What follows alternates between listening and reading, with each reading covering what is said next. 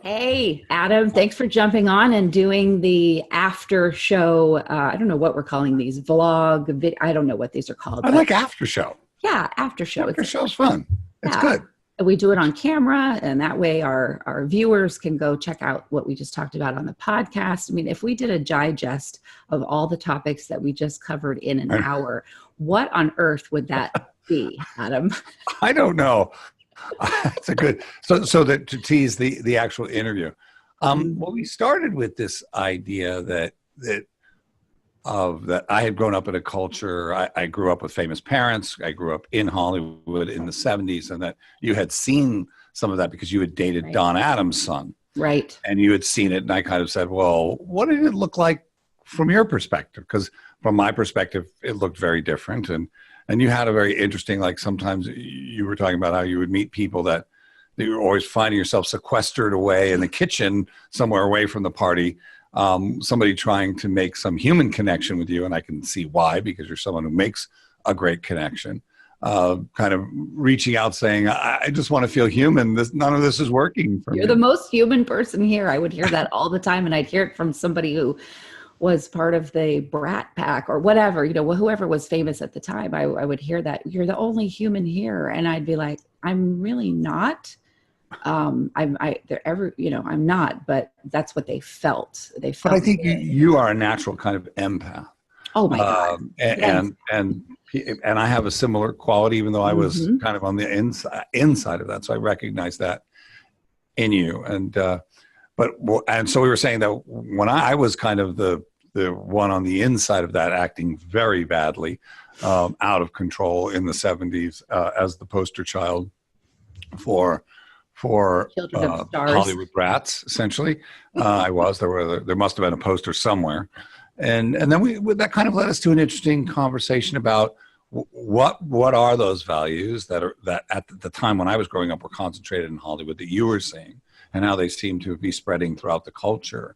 That somehow, if you're famous for being famous, that is an accomplishment in and of itself, and the kind of the delivery system for that is social media, and how it's kind of toxic and dehumanizing, because it's still a world of winners and losers, and people who succeed and fail, and success and money become the most important values. And then what does that do to us as individuals if we don't get those things? Then somehow we feel bad. But what your experience was growing up in that Hollywood was that even when people were getting it, they still had this kind of inescapable badness, Misery. And that fame and money doesn't do anything.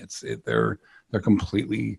That's why people who get there end up acting badly or destroying themselves or their career. Destroying others on the way. Destroying others. They're going to go down. There are people that they want to take as many people down with them. Oh my gosh.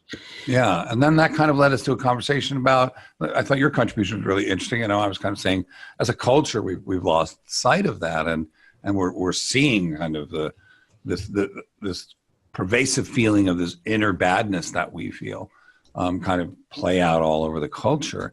And you said, but maybe that's not a bad thing. Maybe that's an inevitability. Maybe that's how we're going to learn as a species. That's how we're going to move on. And then we talked about how, why would that be any different than how people live their individual lives, that we live and we make choices, and then we get hit really hard and we get in a lot of pain and we hit bottom and we go, oh man, I got to make some changes. Right. So the culture's in the midst of that. And I think that, I was saying, I think we're nearing bottom, maybe not, but I definitely can see the bottom from here. You know what they say about hitting the bottom? You hit the bottom and then you're like, oh my God, there are 12 more bottoms. Yes, that's true. That is absolutely true. So how do we apply ourselves? And then we were talking about it, if we're unplugged from that value system of winners and losers and success and failure. And you were talking about that after a long journey, that you finally feel as if you've connected with your soul's purpose. Right. And we were saying that when we find that, we can live outside that paradigm of success and failure, because that feeling completes us in ways that success and money actually really don't. They're just offered. Yeah, they're just their energy, money and all that stuff. It's like how I see social media. I don't see social media as bad or good. I think it's just like money. It can be used for bad things and it can be used for awesome things. It isn't in itself inherently bad. No, it's inherently neutral. Exactly. So I love people who have a bigger, or gosh, that's even me tripping over my own words. I was going to say who have a bigger voice, and that's not true. Someone who has more people following them anywhere has this wonderful opportunity to touch a lot of people. So when you get someone that part of their life's journey was to have a big platform, and they choose to do something amazing with it, that's fantastic. However, it is not more important. What they're doing is not more important than what I say to our podcasters. I don't care if one of my podcasters or many of them have 10 people only ever listening to their show, because who the hell knows what those 10 people are going to do with but so it doesn't matter to me. So this whole idea of bigger is better and more is more and more is it's exhausting even like talking about that. It is exhausting. It's you can touch one person yourself and share that with one other person and have that be just as important as an Oprah Winfrey who touches millions of people, you know? It has to be that way. It has to be that way, or then fame is the fame and reach in this regard are the only things that matter. And we were saying that if that's what matters, if it's only win, lose, fail, succeed, and it's binary and it's locked, then we get dehumanized on either side of that equation, because it just simply, that isn't what defines our worth as human beings, whether we're successful or whether we're not, whether we're winners or losers. At that point, we're objects. Either way, we're an object. We become an object to ourselves. We're no longer really fully human. Right. Oh my gosh. Yes. And that you are going to be a regular guest, converser with me on my show, and hopefully be on some other shows as you have time on the network too. And we will look at turning that into your own podcast when you're ready, because the invitation is open and you are welcome. It's when, you know, you feel like, okay, I want to do this. It's not like you haven't done it before, but you know, you haven't done one here with us. I haven't done one there, and we were saying in the conversation, I had a radio show called Mad as Hell in America. It was a progressive talk show. My favorite movie of all time is Network. And so I got on and I was able to kind of do my Howard Beale thing. And people have encouraged me to, you know, do it now. We need you, you know, come on back. And that's not what I want to do. I don't want to talk about, I'm always very interested in social transformation. That's what it's about. But I don't think banging on the political doors anymore necessarily. That may be for others, right? At one point, I did feel called to that for 10 or 15 years. I was very politically active, and I just don't feel that. I feel a little bit more like, like I was saying, I feel like there's a rent in the soul of the world right now, and if I feel called to do anything, it's to bring us together to find a way to repair that. Right. And that's the healing that we're talking about. So we're hurt and we're wounded as a country, and I think as a world. So how do we begin to stitch the soul of it back together? Exactly. And that's a human job. Yes. You know, and it's not a technological job. I remember with the police cameras debate, I took an unpopular stand when everybody was like, "Oh, we got to put police cameras on everybody," and that'll be the solution. And I said, it's not going to work, and clearly it hasn't, because we used to be reporting these horrible acts, and they keep happening, and people keep getting off. It's a technological solution to a human problem. So we have human problems, and I think that the only way we're going to solve our human problems is by coming up with human solutions. And I don't always know what those are, but I don't think any of us do. So if I were to do any kind of show, that would be its quest. how do we begin to stitch the soul of the world back together that brings our humanity forward? That's our only hope. I love it. And so what I see out of that is a book, speaking tours. You've got to be on one of our mental health roundtables. Maybe we even do a roundtable with a bunch of people that are talking about this with you, and that's the roundtable. I love it. And you're a moderator with me of that roundtable. I mean, oh my gosh, I just see, what if of anything that you just said isn't inherently fantastic? You know what I mean? You cannot lose in any way, shape, or form. Oh, that's great. I really appreciate that we've connected, Kristin. This is Me great. too. I want to ask you one thing, and then Yes. we'll go on to the rest of our day. But when you bring up the word empath, not a lot of men are comfortable with that word, and not a lot of people are comfortable with that word, but it is real. I've totally embraced it. I think I found out what that word was maybe 4 years ago, and now I'm like, oh my gosh, it's like somebody just told me my life story, and I get it now. I get why I have felt these ways, and I get what I need to do in order to really harness my empathness, which means I got to do a lot of protecting of my energy. I think that's somebody true. can touch me, and then I get a direct download of all that ails them. Yeah. And you got to be careful with that. You got to know how to get rid of it. I will stop myself in the middle of a day and go, wait a minute. Okay, I'm feeling kind of nuts. Don't feel good. Whatever isn't mine leaves now.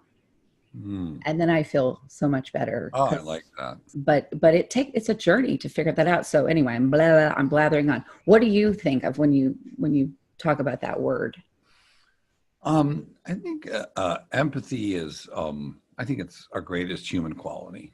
I think it's the portal through which we connect to each other. And so it really just means the ability to feel someone else's pain, or feel what someone else is feeling, feel into, rather. I mean, I don't want to be presumptuous to say I feel what you feel. But there's sympathy, which is, wow, I really feel sad about the way you're feeling, or I really feel sad about the way what's going on with you. I sympathize. Empathy is a feeling into the other in a way that we displace ourselves, but safely, right? It easily leads to codependence too. So, I mean, I certainly have struggled with that component of it. I'm naturally empathic. I tend to allow myself to get displaced. Part of that is my own neurotic pathology, blending in with my gift as a human being. So would you say you're an empath? Like, do you ever use that word, being an empath? It's interesting. I don't know that I've ever used it as a noun on myself, but I use the word empathy to describe what I use to make a connection with other people. Okay. So I've been working with this group brought together this group of creative people and everybody, and to work on creative projects. But the creative project part of it that I wanted to work on was to facilitate and not to bring my own creative agenda or anything, just to feel in the moment to what other people are experiencing, and just try to kind of help them wend their way out of what they were in. And I found it incredibly rewarding. And that was what I wanted to use the group for. And other people used it for other purposes. So I've never used I don't know that I've ever described myself as an empath, but maybe this is the first time. So I'll say, yeah, I'll describe myself as an empath. Yeah, you are. Sure. I feel like since you put that out there, it's an opportunity for me to claim it. So that's yes.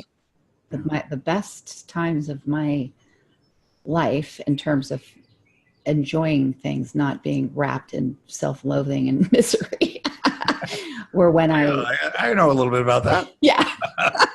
Or when I embraced that word and really dove into what that word means as a noun, as a verb, as an adjective, as everything is. That word came into my purview. Oh my gosh, this explains. I think it's a very spiritual portal as well. Oh yeah. So I've been thinking about this lately. I've had spiritual quests and tried different, Buddhism and new thought, and still very involved with a lot of those practices. I was thinking that it isn't that we need God to come down and show us the way, or that the coming together of the world is a spiritual aspiration. I think that God's given us everything that we need to make that connection. And so empathy and compassion and kindness, these are inherently spiritual qualities that we already possess. And so it's through eliciting those in ourselves and others that if we can get that right, the solutions tend to find us. We won't need, right? We will attract the solutions. That's the way that the universe works. It's expressing itself, and in this expressing of its best qualities, it brings forth beauty and solutions. And that's not without pain. That's not without struggle. Everything alive struggles. It isn't about not struggling, but we already possess what we need. We don't need to reach to heaven and pull it down. We're it. It's here. Yeah. We got it. It's the empathy, and starting with empathy, and saying we're going to build an empathetic society would be it's probably the most radical political notion I could conceive. Absolutely. Absolutely. Oh my gosh. Well, viewers, please go check out Mental Health News Radio. We're on Spreaker, iTunes, Stitcher. We're on 70 different places, and we're on Binge Networks TV. We also are on YouTube. You can listen to the bigger discussion that we just had on all of these things.